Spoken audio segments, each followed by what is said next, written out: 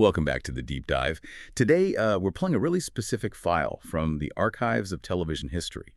And honestly, I think we need to start with a bit of a vocabulary lesson before we even get into it. Oh, absolutely. Because we are looking at Breaking Bad Season 3, Episode 9. Right. And the title is Kafkaesque, which is a word that requires some unpacking. It really does. It's one of those terms that has been completely diluted in modern conversation. You hear people use it to describe like a long line at the DMV or a weird dream they had. It's kind of become a synonym for just anything vaguely weird. It has, and that's a shame because the actual meaning is much more specific. And frankly, it's much more terrifying. Yeah. When we talk about Franz Kafka, specifically his novels like The Trial or The Castle, we aren't just talking about oddities. We're talking about the individual being crushed by a massive, illogical, and totally inescapable bureaucracy. Right. It's that nightmare scenario where you are accused of a crime, but no one will tell you what the crime is. And you can't find the judge. And the rules keep changing, but you are still somehow expected to follow them perfectly. It's about the suffocation of the soul by the system. Precisely. And in this deep dive, our mission is to explore why the writers Peter Gould and George Mastras chose that specific heavyweight philosophical label for this exact 47 minutes of television. Because it isn't just a cool-sounding title. No, it's the thesis statement for the whole episode. Right. It's the thesis for where Walt, Jesse, and even Hank are in their lives at this moment.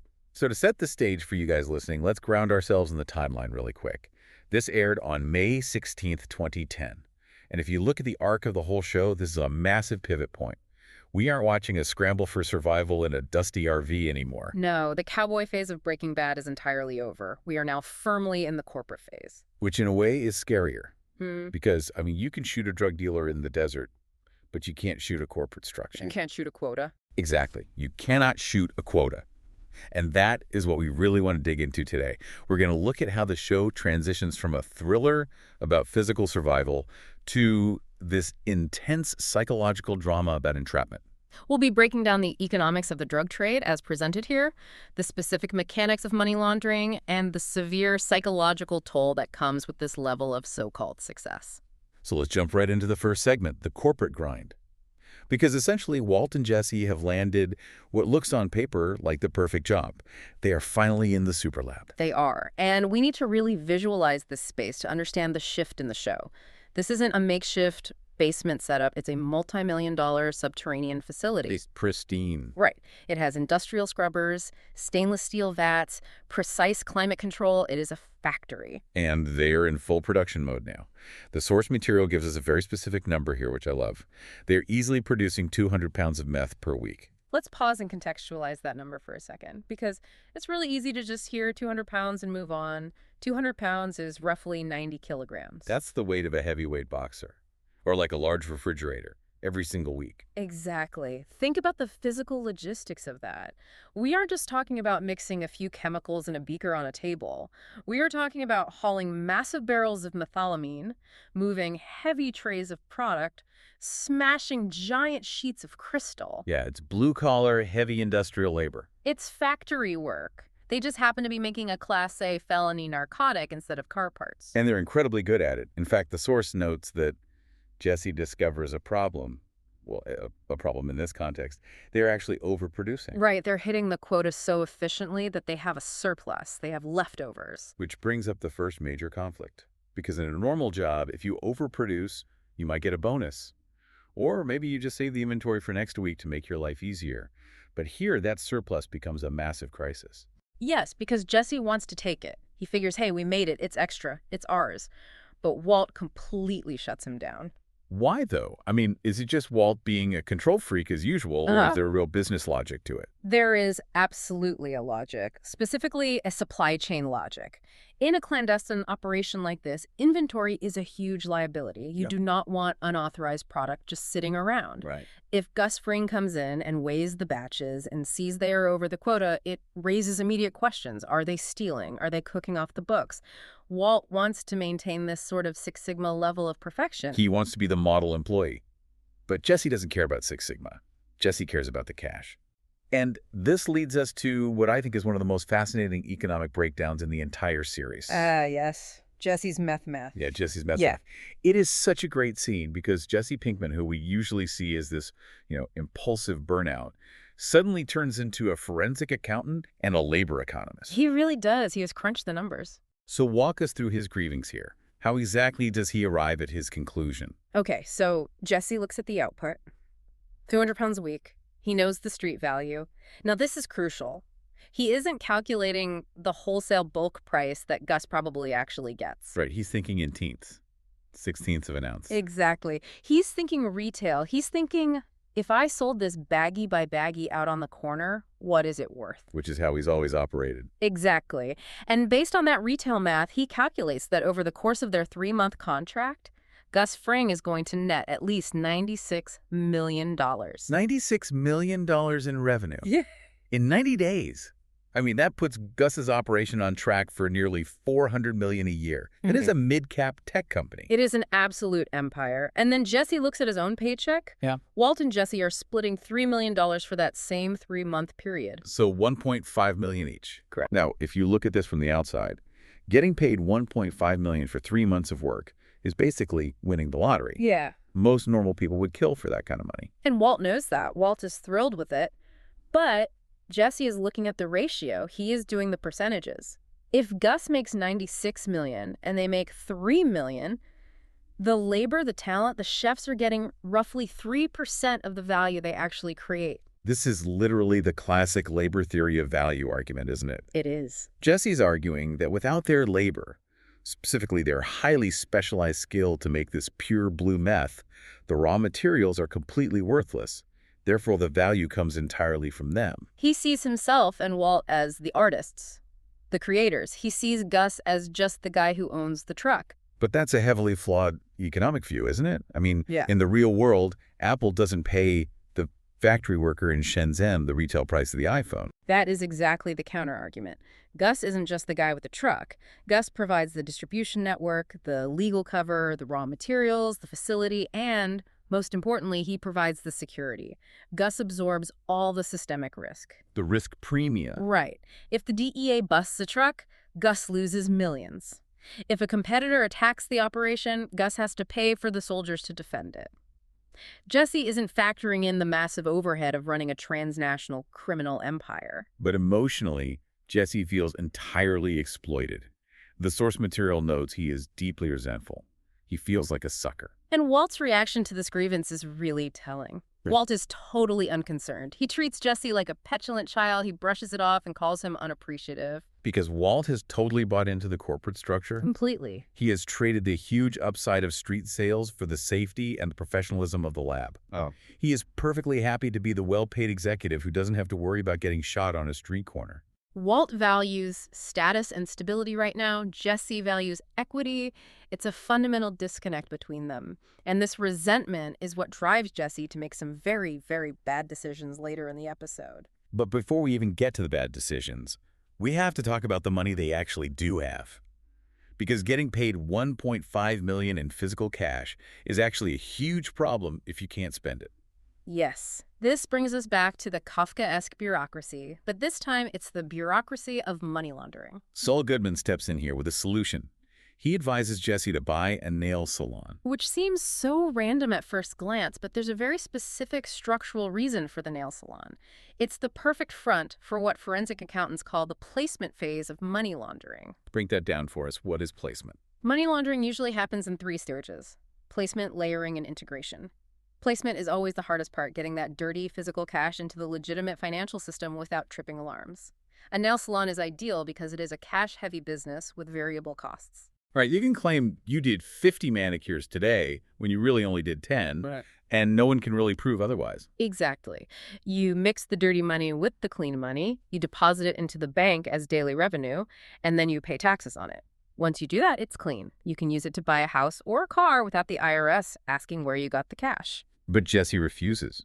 He just flat out rejects the idea. He does, and his reasoning is both hilarious and deeply revealing about his character.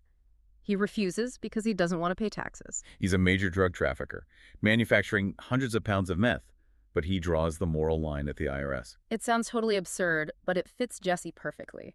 Jesse wants to be an outlaw. He wants to live outside the system. To him, filing a tax return, reporting income, playing by the government's rules, that is a form of submission.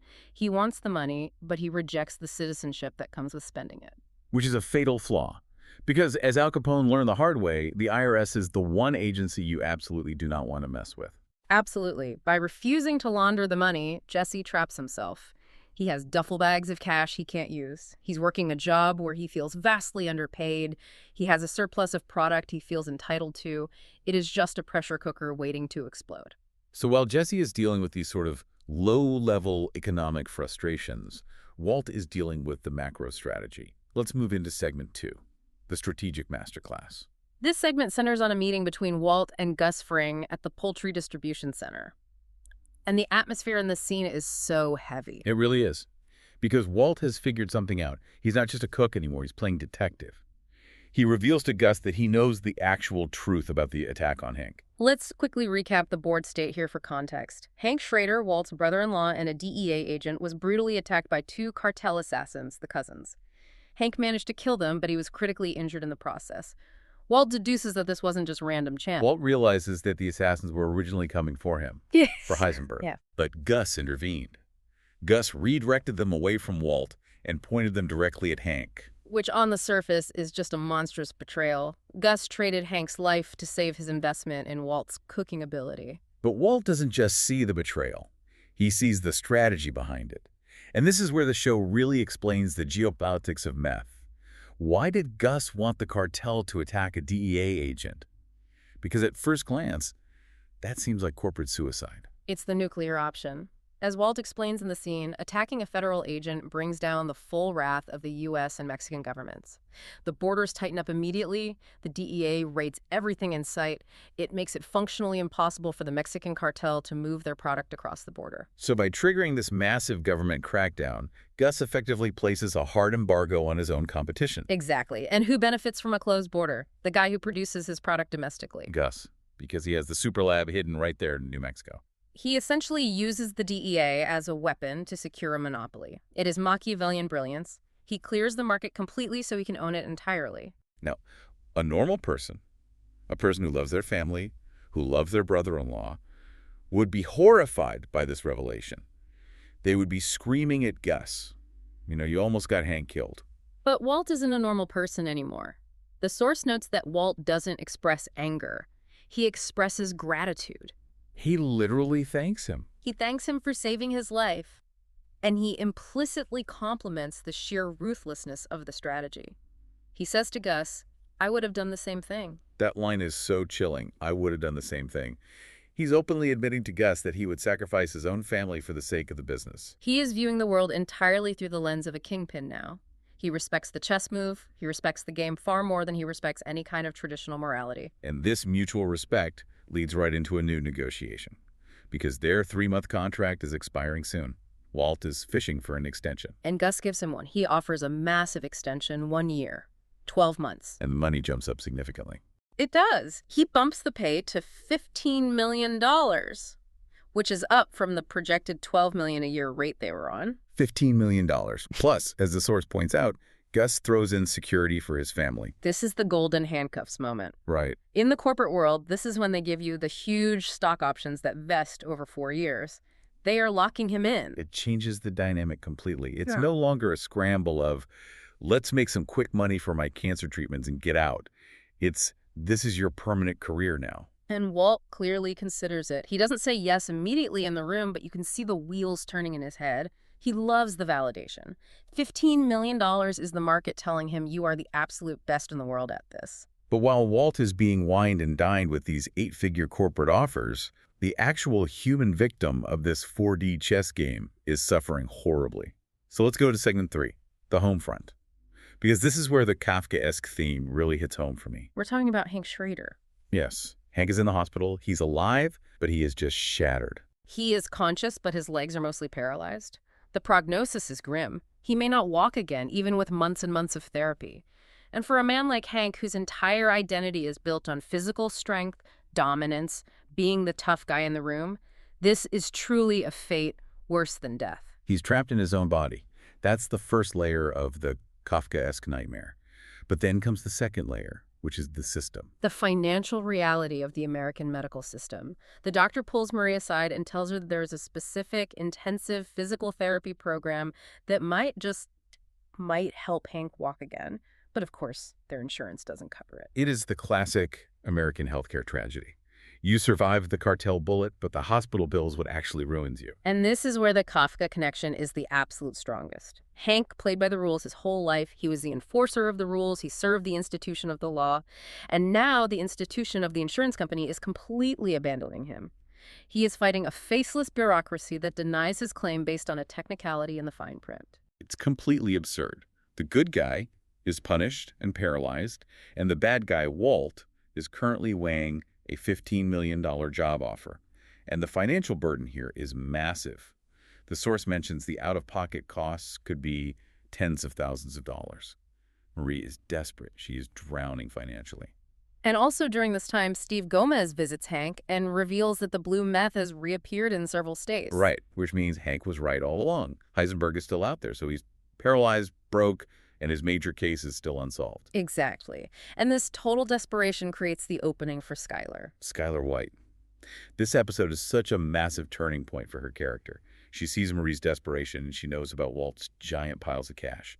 So she decides to step up and bridge the gap. She offers to pay the medical bills, but obviously she can't tell Marie it's drug money, so she has to invent a cover story on the spot. And she invents what has to be one of the greatest lies in the history of television, the gambling lie.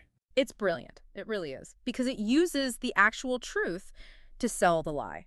And that is always the mark of a truly great liar. Explain that. How does she use the truth in this context? Well, she sits Marie and Walt down, and keep in mind, Walt has absolutely no idea what she's about to say, and she spins this intricate yarn that Walt is a compulsive blackjack gambler.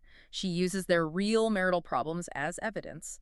She explains Walt's distance, his weird secrecy, his erratic behavior, his disappearances. All of that was true. Marie saw all of that. She just swaps the word meth for the word gambling. Exactly. And she adds the sympathy card. She claims he started gambling to try and pay the medical bills for his cancer. Which makes him look like a desperate, loving father trying to save his family, rather than a ruthless drug lord building a meth empire. It makes him a sympathetic sinner in Marie's eyes. And the kicker to the whole story is the payout. She claims his blackjack system actually worked and he won a sum in the 7 figures. It's a masterstroke.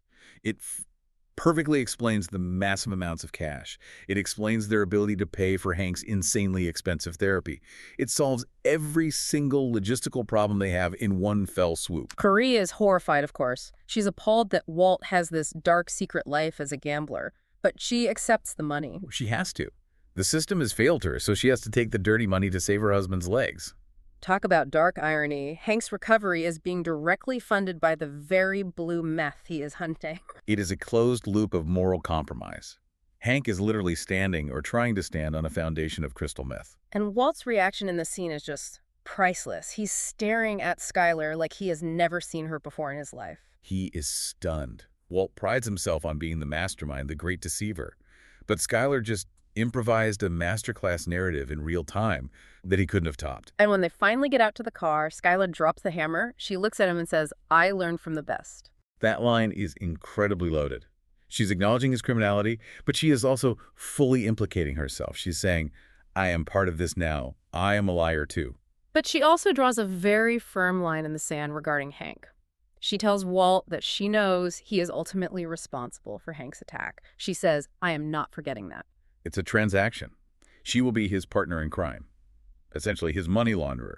But she makes it clear she is no longer his wife in the emotional sense.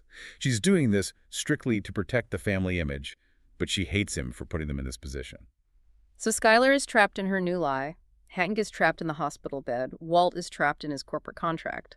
But Jesse is about to build a trap of his own. Which takes us to segment 4, the descent. Because this is where the episode gets really, really dark. We talked about Jesse's economic resentment earlier. He's furious about the pay disparity. He has this surplus mech that Walt refuses to let him sell. And he flat out refuses to use Saul's nail salon to wash his money. So feeling underpaid and bored with the whole corporate quota system, he decides to steal the surplus meth himself. He goes rogue. He decides to become his own boss again. He recruits his buddies, Badger and Skinny Pete, to help him move it. But he needs a customer base. He can't just stand on a street corner anymore. That's way too dangerous and too slow. He needs a captive audience. And where does he find one? In his rehab support group. It is genuinely monstrous. He decides to sell crystal meth to recovering meth addicts. It's predatory in the extreme. He enters a sanctuary, a place where people are stripping themselves bare, trying to heal, trying to rebuild their lives, and he just views it as an untapped market. He treats a recovery group like a lead generation pool. Exactly. The execution of it is so cynical. He has Badger and Skinny Pete pose as new members. They sit in the circle, they listen to these heartbreaking stories of addiction, and then they start subtly weaving in conversations about the blue meth. They act like they're reminiscing. Yeah. Like, oh man, have you heard about that really good stuff going around? It's amazing. They're literally trying to pique the interest of vulnerable people and trigger relapses. And this circles back to the Kafkaesque theme in a very twisted way. Oh, so. Think about the addicts sitting in that room. You are trying to escape the drug. You go to the one place in the world that is supposed to be safe from it. And the drug is sitting in the folding chair right next to you.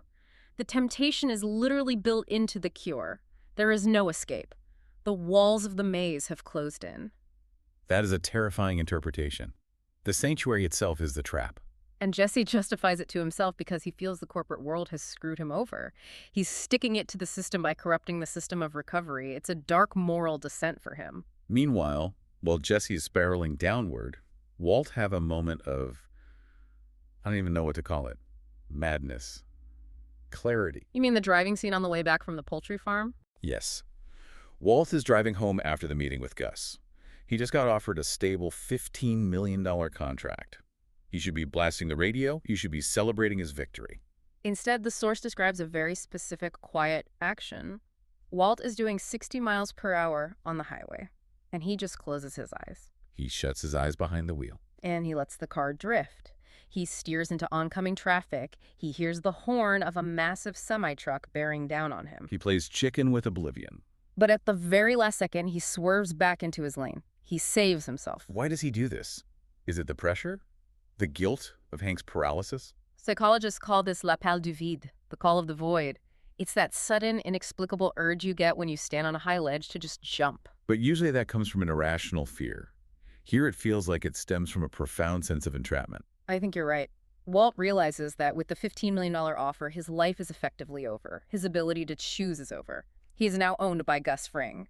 The chaotic adventure of Breaking Bad is done. Now the relentless job has begun. So for one split second, he thinks, the only way to actually break this contract is to die. Death is the only true freedom left on the table. But he can't go through with it. He swerves back. He chooses the cage. He chooses the money and the lab. It's such a powerful silent sequence. It tells you everything about his internal psychological state without a single word of dialogue. It really does. Let's move to our final segment: production, reception, and the ultimate meaning of the episode. We've unpacked the narrative threads, but how did this actually land in the real world when it aired? Well, from a production standpoint, it was written by the powerhouse team of Peter Gould and George Mastras and was directed by Michael Slovis. Who's also the show's primary cinematographer, right? Exactly. That's why the visual language in this episode, like that intense driving scene with Walt or the sterile framing of the superlab, is so incredibly strong. And touching on the title one more time, Kafkaesque. I feel like we've really justified why they chose that title now. Oh, absolutely. The soul-crushing insurance bureaucracy Hank faces, the inescapable corporate contract Walt signs, the support group trap Jesse builds, the massive lie. Seth Meeting from IGN had a great quote about it. He said it reminded us that the process of Breaking Bad's story is as much fun to watch as the product. The process, that is the key word. Watching Skyler meticulously construct the gambling lie, watching Jesse do the retail math, watching Gus build the cartel strategy, that process is the show. However, if you look at modern retrospective rankings of the series, this episode often falls to the bottom of the pile. The Ringer ranked it 48th out of 62 episodes. Vulture ranked it 50th overall. I think that's the curse of the bridge episode. When fans look back at the entire series, they remember the massive explosions, they remember the big payoffs. You don't necessarily remember the quiet episode where the characters negotiated a contract extension or calculated revenue splits. But without this episode, the rest of the season literally doesn't make sense. It is the structural steel that holds the narrative building up. It's not the pretty facade, but it is absolutely essential to the architecture of the show. So as we wrap this deep dive up, let's try to synthesize all of these threads. What is the big takeaway from Kafkaesque? For me, it has to be the utter tragedy of Hank Schrader. The man trapped in the bed. Yes, he represents the total failure of doing things the right way. He followed the law, he did everything right, and he was physically and financially destroyed by it. And now his recovery has to be saved by the wrong way. It completely deconstructs the idea of moral karma in this universe. And for me, it's the structural transformation of the show itself. This is the exact moment. Breaking Bad stops being a gritty story about a desperate guy trying to make ends meet for his family and starts being a story about the crushing bureaucratic weight of empire building. The empire business, as Walt later calls it, this episode is the groundbreaking ceremony for that empire. And I want to leave the listener with one final provocative thought about that title. We've talked extensively about traps today. We've talked about cages and systems. The Kafkaesque nightmare. Right. If the situation is a trap, who is the real jailer? Is it Gus Fring locking them into a contract? Is it the Mexican cartel? Is it the American insurance company? Or when Walt closes his eyes and lets go the steering wheel on that highway, is the true jailer his own ego? Is the prison the multi-million-dollar superlab, or is the prison the man himself? That is the question you have to ask yourself. Indeed. Thank you for listening to this deep dive. We will catch you on the next file.